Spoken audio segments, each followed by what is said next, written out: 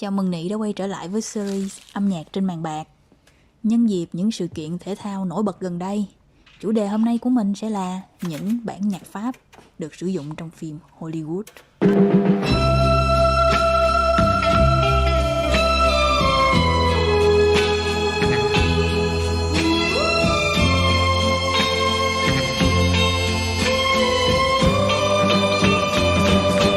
J'avais dessiné sur le sable son doux visage.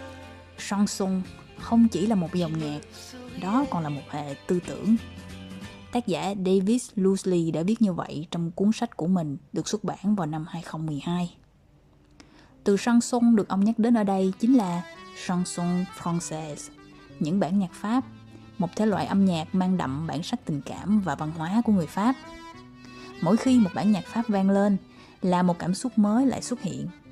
Và cảm xúc đó như thế nào sẽ phụ thuộc vào hình ảnh và nội dung bộ phim.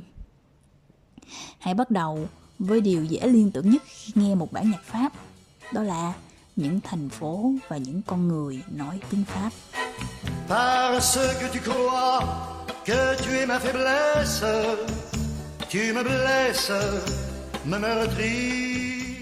Ví dụ mình vừa nghe là trong bộ phim Băng cướp thế kỷ, khi cửa tiệm Cartier ở Paris đem chiếc vòng cổ đến gặp nữ diễn viên Daphne. Một bản nhạc kiêu kỳ, đắt giá như chiếc vòng cổ vậy. Một cảnh phim dễ thương khác là trong bộ phim Bucket List cho Jack Nicholson và Morgan Freeman đóng vai chính. Bản nhạc Pháp báo hiệu chuyến đi đến Côte d'Azur, một vùng bờ biển Địa Trung Hải của hai ông bạn già.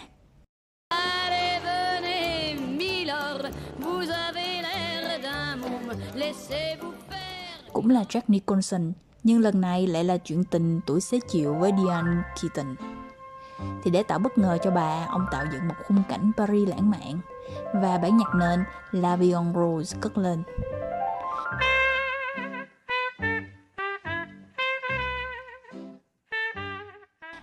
Và âm nhạc còn dùng để kể về nơi chốn của nhân vật nữa. Catherine Deneuve, nữ diễn viên huyền thoại của điện ảnh Pháp, trong một bộ phim Mỹ. Và với bản nhạc chủ đề cũng là một bản nhạc Pháp, nhưng lại được hát bằng tiếng Anh. Yesterday, when I was young, the taste of life was sweet as rain upon my tongue. I teased at life as if it were a foolish game, the way the evening breeze made. Ngoài nơi chốn ra, những bản nhạc Pháp còn là một phương tiện tuyệt vời dành cho những người nghệ sĩ trình diễn bộc lộ cảm xúc. Một bản nhạc tình sẽ còn tình hơn rất nhiều khi được thể hiện bởi một người tình cảm. Từ chú chuột nhỏ trong Sing với bản nhạc My Way, một bản nhạc Pháp được viết lời sang tiếng Anh. And now the end is near, and so I face the final curtain. My friend, I'll say it clear and state my case of which I'm certain. Hay Lady Gaga với La Vie en Rose trong bộ phim A Star Is Born.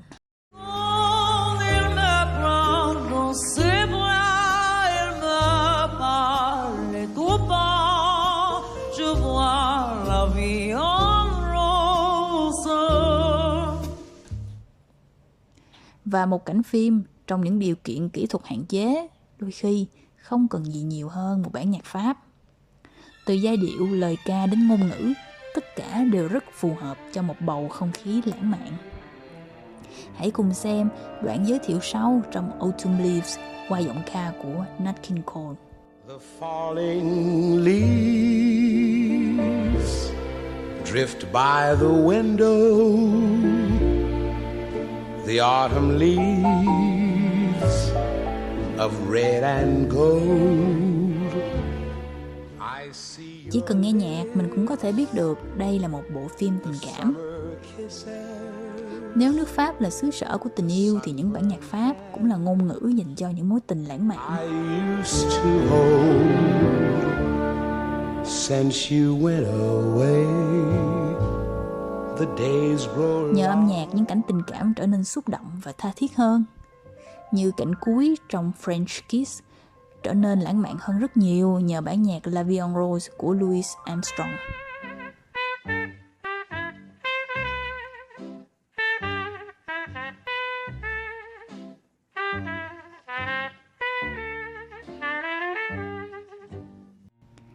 Và không thể không nhắc đến cảnh phim sau trong The Shape of Water.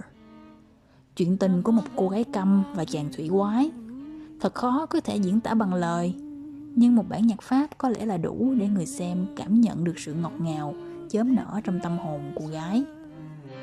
En dansant la javanaise,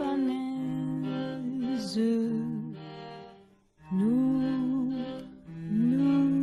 aimions le temps d'une chanson. À votre avis, qu'avons-nous vu de l'amour? De vous à moi, mon Jésus, mon amour. Tuy vậy, thỉnh thoảng những bản nhạc Pháp cũng được sử dụng trong những bối cảnh kịch tính. Sự tương phản qua đó càng làm bộ phim trở nên khó quên. Một ví dụ nổi tiếng là bản quốc ca La Marseillaise trong bộ phim Casablanca. Trong bối cảnh chiến tranh, khi bản quốc ca cất lên, các nhân vật đã bật khóc. Bản thân nữ diễn viên trong cảnh phim vừa rồi cũng là một người Pháp tị nạn sau khi phát xít Đức chiếm đóng nước Pháp. Do đó, những giọt nước mắt của cô trong phim rất chân thật và cảm xúc.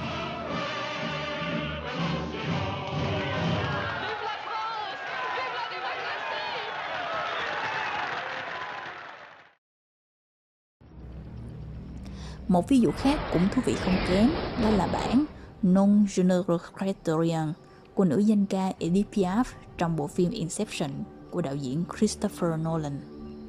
Bản nhạc được sử dụng như một cú sốc kết thúc.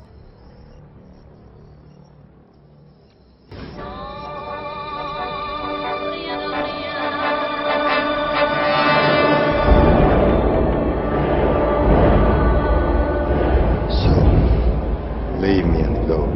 Và lời nhạc "Không, tôi không hối tiếc điều gì cả" cũng rất phù hợp để kết thúc một giấc mơ.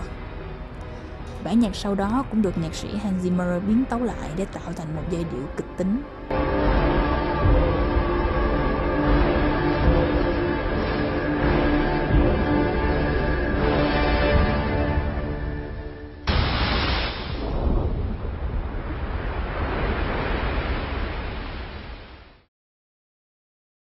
Và cuối cùng là bản nhạc Con đường đến Salina do Christophe trình bày, được Quentin Tarantino sử dụng lại trong Kill Bill với phần biến tấu vào khúc cuối để tạo thành tiếng còi hụ đầy nguy hiểm. Qua đó cũng cho thấy tài năng và gu âm nhạc của người đạo diễn.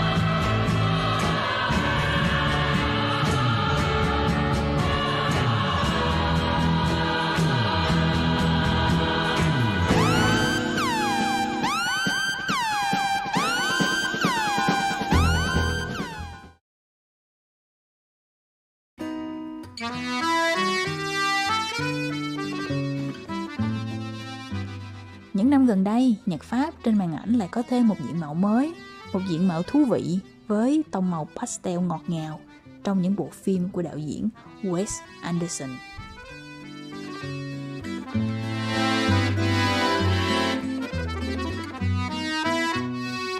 Đạo diễn Wes Anderson có một tình yêu đặc biệt với nhạc Pháp. Ông yêu thích chúng đến nỗi ông có một danh sách những bài hát ưa thích trước khi có kịch bản phim. Theo như ông nói, vấn đề chỉ là bạn cần tìm ra được khoảnh khắc phù hợp cho bài hát đó, chứ không phải ngược lại.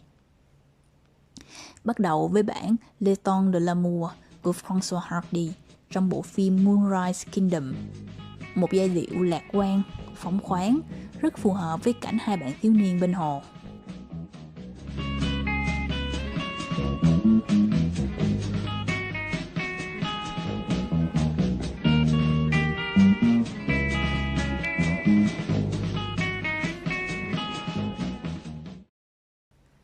Tiếp theo là bản Aline của ca sĩ Christophe, được cover lại và sử dụng trong phim The French Dispatch.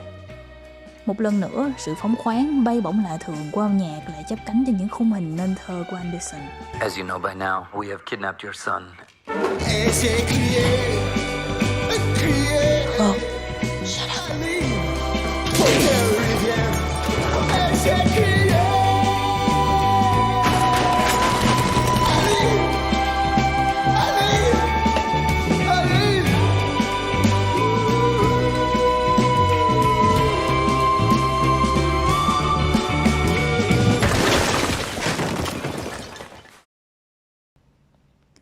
Và cuối cùng, để kết thúc tập hôm nay, là cảnh cuối phim The Darjeeling Limited. Ba anh em sau hành trình tìm mẹ với bao nhiêu vết thương và nước mắt, sau cùng vẫn bị mẹ bỏ rơi lần nữa. Nhưng lần này họ không còn phải chịu đựng một mình. Họ cũng đã tìm được sự giải thoát về mặt tâm hồn, và hơn hết là họ đã có nhau. Trong khoảnh khắc đó, bản nhạc Aux Champs-Élysées của Joe Dassin vang lên. Một bản nhạc lạc quan, phóng khoáng và tự do. Dù không phải ở trên đại lộ Champs-Élysées như cái tên bài hát, những nhân vật của chúng ta chỉ đang ngồi trên một toa xe lửa tồi tàn tại Ấn Độ. Nhưng bài hát vang lên và ta vẫn cảm thấy tự do và bình yên thay cho họ. Âm nhạc, mà ở đây cụ thể hơn là nhạc Pháp, có một vẻ đẹp kỳ lạ.